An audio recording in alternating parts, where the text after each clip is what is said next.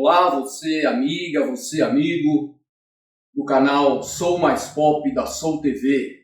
Estamos aqui para mais um programa Hora da Prosa.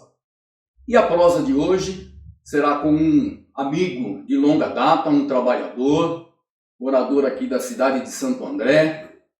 Teve uma formação muito parecida com a minha, também estudou no Senai, fez curso técnico, depois ele se formou e hoje está aqui para a gente bater um papo com militante, trabalhador, militante político, sindical, Tiago Nogueira.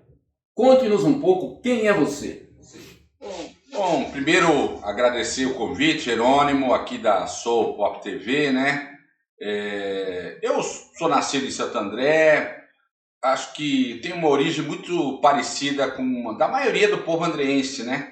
Meus pais são de uma família de operários que migraram para cá na década de 50, né? E eu estudei em Londrina, fiz Senai, como você já falou, trabalhei na Pirelli, foi meu primeiro emprego. Com 14 anos de idade eu tive a minha carteira de trabalho assinada, era um orgulho, né, a carteira de trabalho de ser assinada na juventude. Fiz curso técnico e depois de um tempo trabalhei em muitas empresas. Trabalhei na Pirelli, trabalhei na General Motors, trabalhei na Bracofix, na Eaton, como ferramenteiro. E depois de um tempo aí de militância política e sindical, eu também achei muito importante voltar a estudar e me formei em marketing pela Universidade Metodista aqui de São Bernardo do Campo. Já atuei em várias outras áreas, né? Trabalhei em consultorias, trabalhei em ONGs, trabalhei em governos, fui vereador aqui da cidade. Então, Santo André é uma cidade que eu tenho uma ligação muito forte por ter raízes aqui, né? Então eu me sinto assim um andreense da gema. Muito bem, Tiago. Nessa sua trajetória, eu me recordo que você foi militante do movimento sindical, foi metalúrgico, foi químico, foi membro da diretoria do Sindicato dos Químicos, foi da Federação dos Químicos e também você tem uma trajetória de militância política no Partido dos Trabalhadores já de bastante tempo. Você foi, inclusive, o presidente do diretório do partido na cidade, o mais jovem presidente que o diretório do PT teve. Né? Como é que foi isso? Como é que você entra para o partido e se torna uma liderança expressiva no diretório de Santo André? Jerônimo, eu costumo dizer o seguinte, né? Nossa estrela maior, que é o presidente Lula, tem 79 anos, não é isso? O PT tem 44. Portanto, quando o Lula fundou o PT, o Lula era um jovem, né? Então, o PT era o partido da juventude, né? A gente olhava no diretório do PT, a imensa maioria eram de jovens, homens e mulheres, o pessoal que estava, naquele momento, tinha uma indignação contra a ditadura militar. Então, eu estou no PT filiado desde 1981. Eu costumo dizer, eu não sou fundador do PT, o PT foi fundado em fevereiro de 80, mas eu estou desde o início, né? Acompanhei a formação do PT desde o início. E com 26 anos de idade, eu fui presidente do PT municipal, na primeira gestão do saudoso Celso Daniel. Naquele momento, isso não tinha nenhuma importância. Eu me dei conta que eu fui o mais jovem, agora olhando 40 anos depois. Que a gente vê passou tantos presidentes pelo diretório municipal, mas ninguém com 26 anos de idade. Então daí eu só falei, eu fui o mais jovem presidente, né? Eu imagino que agora o PT tem que se reinventar. Nós temos que trazer mais juventudes para dentro do PT. Acho que o PT precisa dialogar com essa juventude que hoje uma parte se afastou da militância partidária, para a gente poder ter um partido oxigenado, mais forte, mais vibrante, mais sintonizado com as necessidades do mundo atual, né? Então, você já falou aí um pouco da minha história, é muito parecido com... Eu sei que você também foi um militante sindical, foi de comissão de fábrica, teve uma atuação na igreja, né? Então, esse era o perfil da militância de 40 anos atrás. Todos nós temos mais ou menos a mesma trajetória. Verdade, Tiago. Inclusive, recentemente, a gente teve aquele encontro com o Gilberto de Carvalho na hora do almoço, você deve lembrar disso. Sim. E o Gilberto fazia essa observação, uma conversa de que muita gente que saiu das fileiras da Igreja Católica ali dos anos 70 migrou para o Partido dos Trabalhadores. É verdade. Agora, Tiago, recentemente eu li no Diário do Grande ABC uma entrevista sua. E nessa entrevista você fazia uma observação sobre a cidade de Santo André, sobre a diferença que há entre as diversas regiões da cidade. Você dizia uma frase, parece-nos que nós temos 2 cidades em Santo André. Explica isso para os nossos telespectadores. Jerônimo, por ser um andreense da Gema, por ter nascido aqui, por ter feito raízes aqui, eu amo Santo André, mas eu não deixo de ver os problemas que a cidade tem, porque a gente tem que lutar para que a cidade seja melhor para todos. Hoje Santo André é inegavelmente uma cidade rica, né, tem um orçamento de 5 bilhões e 300 milhões por ano, né, é uma cidade que tem um IDH alto, né, o Índice de Desenvolvimento Humano na média brasileira, Santo André está bem acima. Porém, quando a gente vai olhar com lupa a cidade de Santo André, assim, olhar no detalhe, nós vamos perceber que tem 2 Santo Andrés, é o que eu tenho falado por aí. Tem uma Santo André que tem tudo, tem escolas de qualidade, tem emprego, tem gás encanado, tem energia elétrica, não falta água, a mobilidade é perfeita, tem energia solar, a internet funciona. E tem determinados bairros de Santo André que a pessoa, para pegar um ônibus, ela tem que andar quase 1 quilômetro. Eu dou o exemplo lá da Missionária da Toledânia. O ônibus mais perto de quem mora no final ali da rua é quase 1 quilômetro. Então, se é um dia que você anda 1 quilômetro, mas se você chega tarde do trabalho, com uma criança no colo, com uma compra que você comprou no mercado, para andar 1 quilômetro, ali não, a internet não chega direito, não tem iluminação adequada, não tem espaço cultural, uma biblioteca perto, não tem nada. Então, assim, o que eu imagino? Nós precisamos olhar para isso.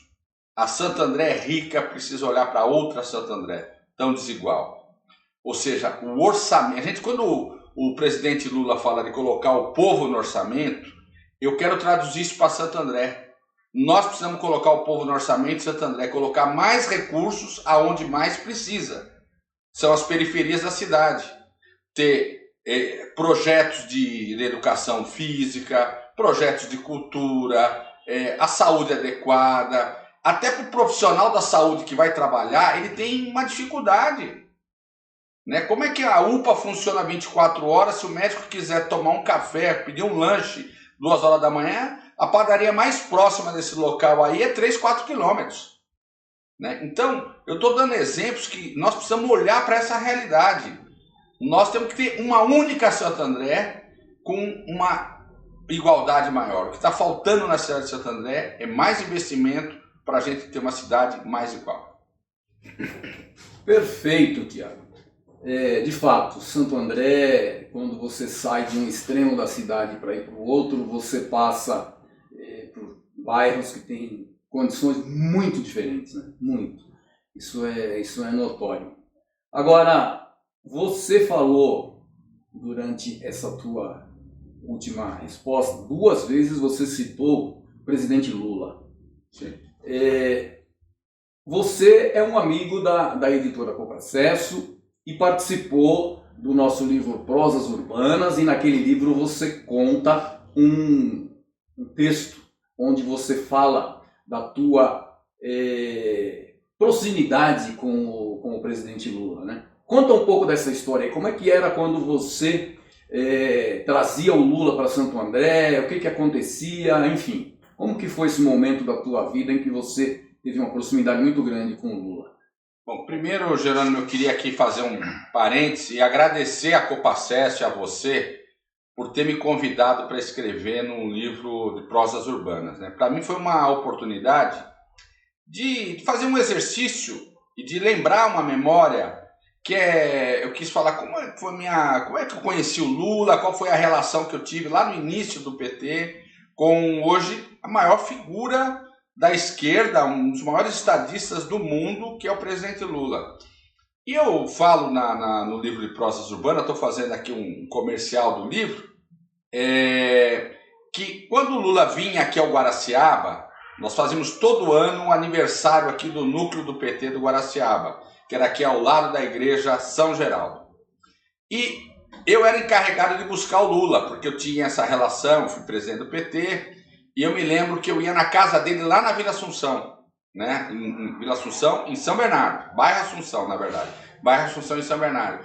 E o Lula, apesar de ter naquela época assessores, tinha segurança, motorista, ele fazia questão de vir comigo no carro, para vir conversando. Eu tinha um Fusca na época.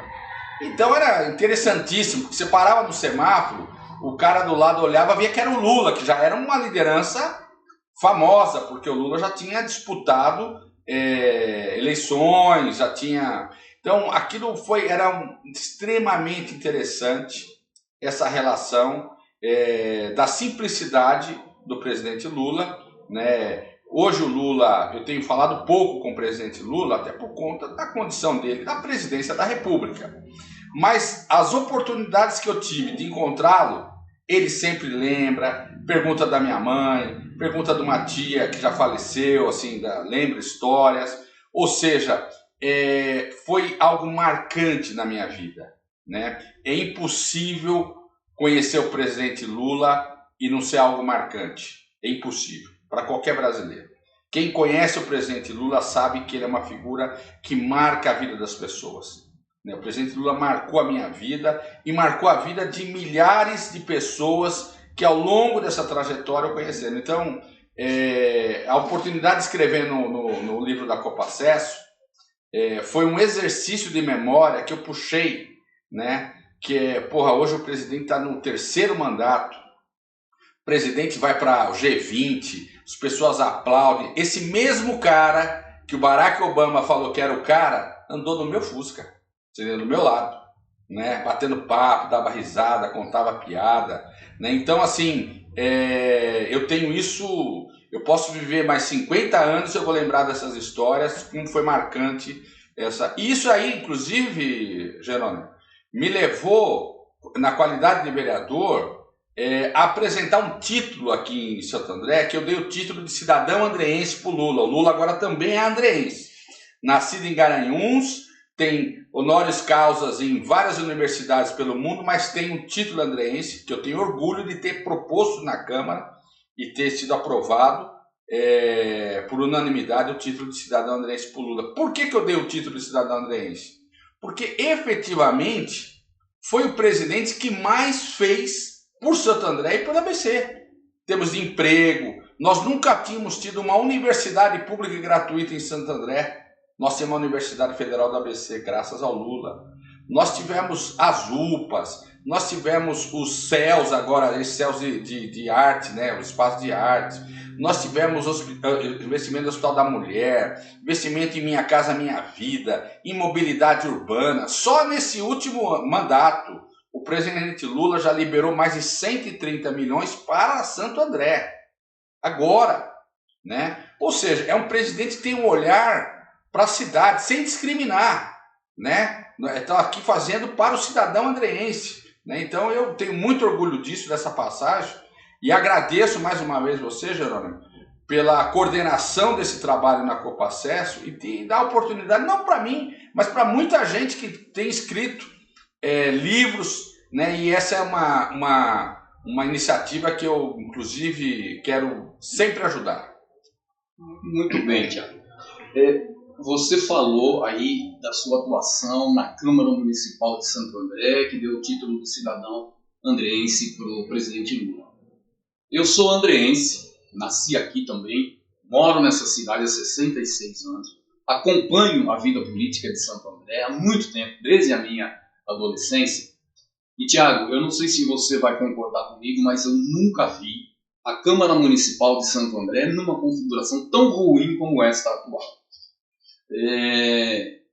Como que você está enxergando essa coisa da Câmara Municipal? Nós temos lá 21 vereadores e tem 2 apenas que se levantam em algumas ocasiões e conseguem contestar, fiscalizar um pouco as ações do Executivo. Como é que você está enxergando a situação da Câmara Municipal hoje?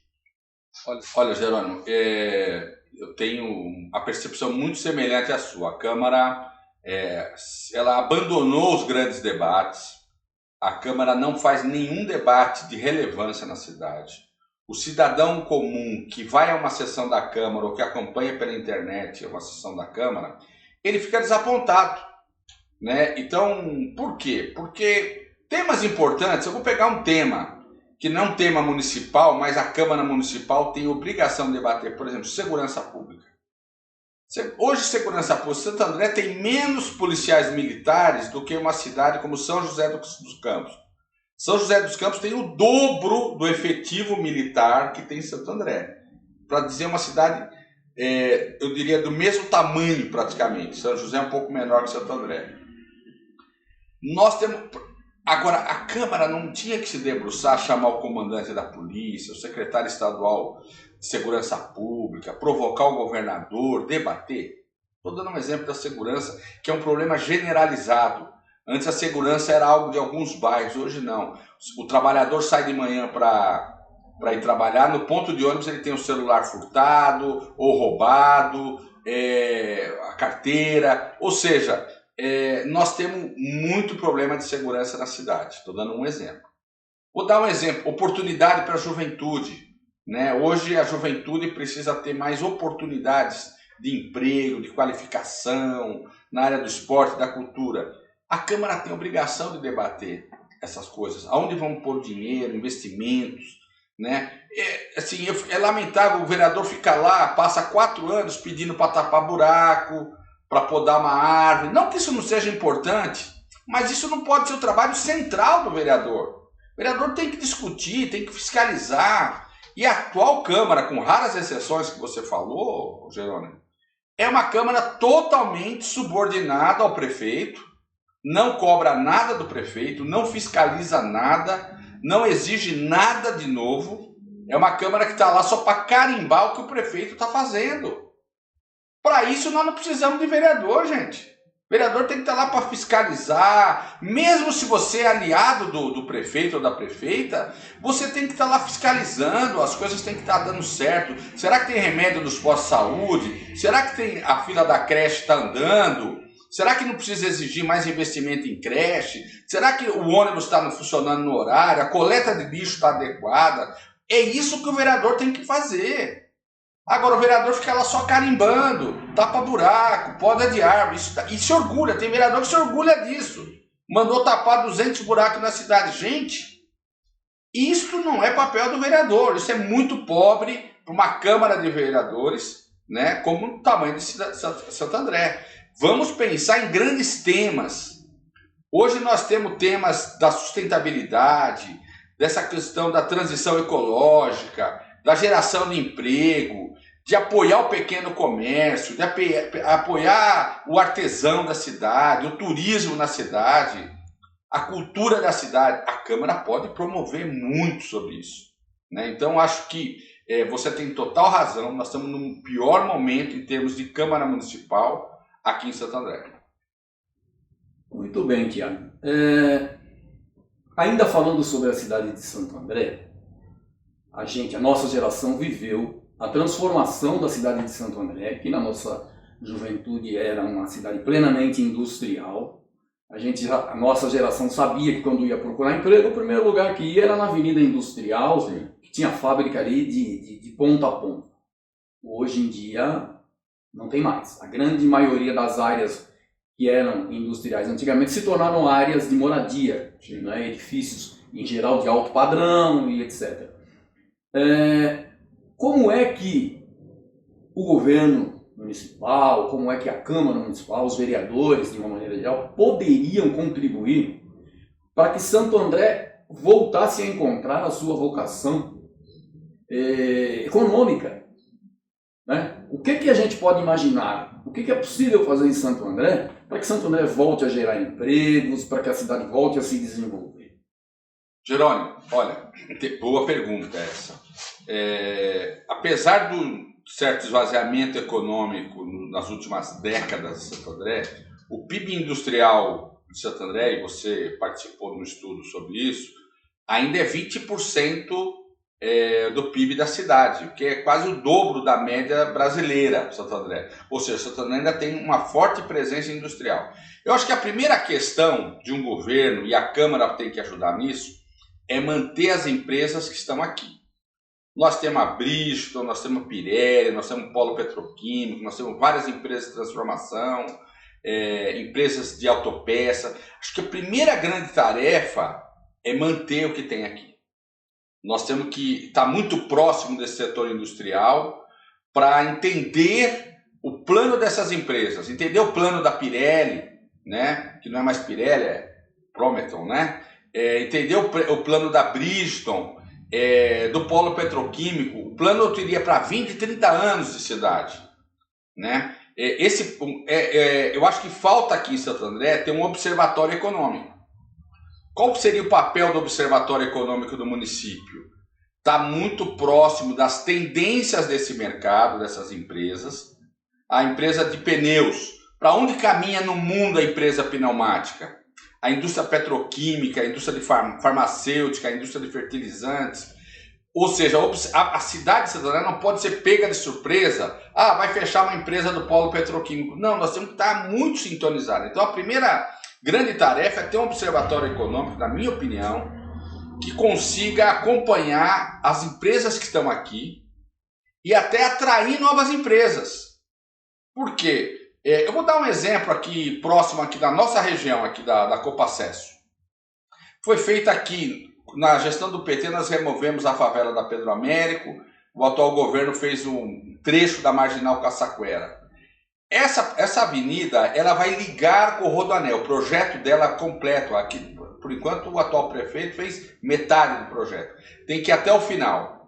Ela vai ser um grande vetor para atrair novos negócios de logística, novos negócios de mobilidade, investimento nessas áreas. Então, uma coisa que a Câmara Municipal não pode deixar fazer, por exemplo, nesse momento, aprovar uma emenda que revoga a Avenida do Estado, o eixo Tamanduateí, que a gente chama, ele está reservado para fazer indústria e comércio. Agora eles aprovaram uma lei na Câmara, sem nenhum debate, permitindo o uso para fazer residências na avenida, no eixo Tamanduateí. O que vai ocorrer? Não vai ter indústria, não vai ter comércio. Vai começar a ter uma especulação imobiliária para fazer apartamentos. O que vai ocorrer ali? Mais trânsito, menos emprego. Já é um lugar que é afetado por enchentes, que a gente tem que estar pensando numa solução de grande projeto de drenagem ali naquele eixo do Tamanduateí, para atrair empresas. Então, assim, a decisão dos vereadores mexe muito com o futuro da cidade. Nós vamos fazer lá mais, talvez, 5 mil apartamentos e vamos deixar, talvez, de gerar alguns milhões de impostos e empregos para a cidade de Santo André, com uma decisão de uma mudança legal. Então, eu acho que a primeira regra é manter o que tem e ter uma perspectiva de atrair novas empresas, sempre sintonizado também com a pequena empresa, com as cooperativas, com o empreendedor individual. Acho que a cidade tem que ajudar esses pequenos negócios a se desenvolverem, a virarem médios negócios, grandes negócios, negócios prósperos. Muito bem, Tiago. De fato, eu acho que você tem toda a razão. A cidade precisa ter um plano de desenvolvimento. Né? Não dá para ficar fazendo experiências quando as coisas acontecem. Depois que as coisas acontecem, é preciso planejar o futuro. Você está disputando uma cadeira na Câmara Municipal pelo lar. É quarta ou quinta? Quinta vez. Quinta vez. Você foi eleito 2 vezes. 2 vezes. Na segunda vez foi secretário de Cultura. Aliás, nós nem comentamos muito essa coisa da tua passagem pelo governo municipal, né? Então vamos aproveitar um pouquinho antes da gente encerrar. Eu sei que você é uma pessoa que se preocupa com cultura. Você, quando eu te conheci, você já era um cara que conhecia os movimentos culturais da cidade, grupos de teatro, sabia onde é que tinha, que tipo de baile que se fazia em tal lugar. Você foi secretário de cultura. Hoje, o que você considera que a gente precisa fazer na cultura de Santo André? Eu acho que é ter mais recurso para quem está produzindo cultura fora da espaço público. Você falou da Copa Acesso, é um espaço de produção cultural, de produção literária, de contação de história. Tem outros grupos que tem grupos aí chamados periféricos, coletivos, que precisam ter apoio. Eu acho que a prefeitura tem que ter mais transparência em editais, ter mais recursos em editais. E eu resumo o trabalho da cultura hoje, porque o orçamento municipal para a cultura é menos de 0,5% do orçamento municipal. Menos de 0,5%. Ou seja, tem uma luta histórica que eu quero levar para a Câmara, que a cultura tenha pelo menos 1% do orçamento municipal para a cultura. 1%. Mas a educação, a saúde... Não, a saúde já tem na cidade de Santo André quase 30% do orçamento e a educação 25% do orçamento, que é constitucional. A cultura, como não tem um carimbo, ela é sempre relegada. E eu sempre dou o exemplo da cultura, porque a vida da gente gira em torno da produção cultural. Seria muito chato a vida da gente se não tivesse a música, se não tivesse a novela, os filmes que a gente assiste na TV, uma obra de arte, um livro que a gente lê, né? A gente chega em casa, liga o rádio, tá no carro, liga o rádio, tem uma música tocando, hoje você tem o Spotify. Ou seja, a vida da gente seria muito chata se não tivesse a cultura. Então, a produção cultural, ela precisa de dinheiro. E ela gera empregos, ela gera muitos negócios. Então, quando você coloca dinheiro na cultura, você também vai gerar muitos outros empregos, muitos outros negócios. Então, a cultura é algo estratégico para a vida humana e para a geração de emprego e renda na cidade. Então, eu sou um entusiasta desse grande debate, que é 1% do orçamento para a cultura municipal. Por falar em planejar o futuro, quero aproveitar esse momento para a gente fazer o seguinte. Todas as pessoas que passam aqui pelo Hora da Prosa, eu peço que deixem uma mensagem para os nossos telespectadores, nossas telespectadoras, uma mensagem positiva, o que deve ser pensado, o que considerar. Eu gostaria que você falasse, até aproveitando o fato de você ser hoje um postulante à Câmara Municipal, candidato a vereador aqui em Santo André, o que você deixa de recado aqui para os nossos telespectadores, para aquelas pessoas que assistem o nosso Hora da Prosa? Bom, Jerônimo, primeiro agradecer aqui o espaço e falar com quem está nos assistindo que acho que é manter a fé, né? A fé, assim, não a fé no estrito só religiosa, a fé que a gente tem na vida, a fé na gente, nas pessoas, né? Nós não podemos desanimar nunca, né? Tem uma frase que o brasileiro não desiste nunca. Eu acredito muito nessa capacidade do povo brasileiro, que é um povo que trabalha, um povo que se esforça, um povo que tenta, apesar dos problemas, levar a vida para frente com felicidade, né? Eu acho que a gente tem que sempre ter um olhar positivo das coisas.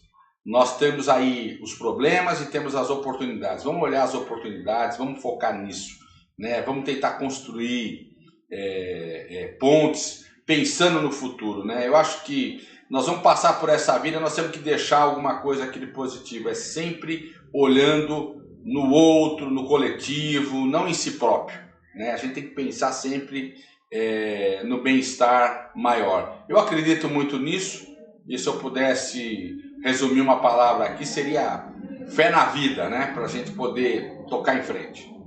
Muito bem, Tiago. Olha, assim, eu que quero agradecer a sua vinda aqui no Hora da Prosa. eu diria que foi assim uma das melhores prosas que eu travei aqui nesse programa desde que ele começou. Então, te agradeço imensamente por você ter vindo até aqui.